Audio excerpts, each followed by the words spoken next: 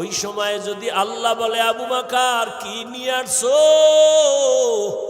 আমি যদি বলি আল্লাহ নামাজ রোজা তেলাওয়াত, আল্লাহ যদি বলে আমার মনের মতো ইবাদত হয় না, পছন্দ করি না, যাও জান্নাতের টিকিট ক্যান্সেল করে দিলাম, তখন আমার হাতে জাহান্নামের হ্যান্ডকাপ, জাহান্নামের হ্যান্ডকাপ লাগায় আমাকে জাহান্নামে নিয়ে যাবে, আর উপায় হবে না।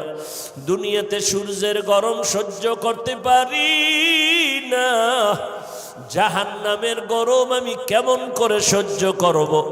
এই ভয় আমি নামাজে দাঁড়ায় কান্না করি।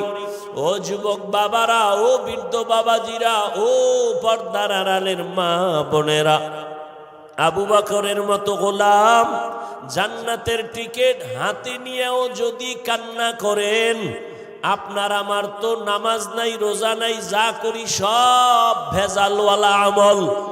আপনার আমার তো কান্না করে রশি লাগাইয়া জীবনটা দেওয়ার কথা, অথচ আপনার চোখে পানি নাই, কপাল এমন পুড়ে গেল, নিজেও কাঁদেন না, অন্যে যদি কান্না করে তাও পছন্দ করেন না, নিজেও নামাজ পড়েন না, অন্যে নামাজ পড়ে তাও পছন্দ করেন না, নিজেও পর্দা করেন না, অন্যে পর্দা করে তাও পছন্দ করেন না, নিজেও হালাল ভাবে চলেন না, যারা হালাল ভাবে চলে তাদেরকেও পছন্দ করেন না।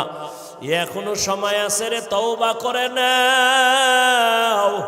ও পর্দার আড়ালের আম্মা জান, কয়দিন আর দুনিয়ায় থাকবেন আর বাহাদুরি করবেন? আপনার মতো কত মা পর্দা করে, হালাল ভাবে চলে, স্বামীর মাল হেফাজত করে, মোবাইলে চরিত্র নষ্ট করে না।